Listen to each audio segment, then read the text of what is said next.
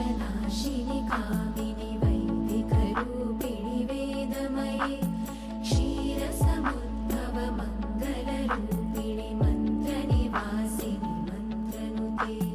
मङ्गलदायिनि अम्बुजवासिनि देवगणाश्रितपादयुते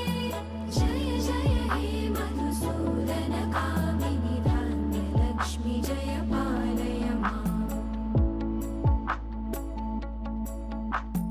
Jai वरवर्षिणि Vaishnavi Bhargavi मन्त्रस्वरूपिणि मन्त्रमये सुरगणपूजित शीघ्रफलप्रद ज्ञानविकासिनि शास्त्रनुते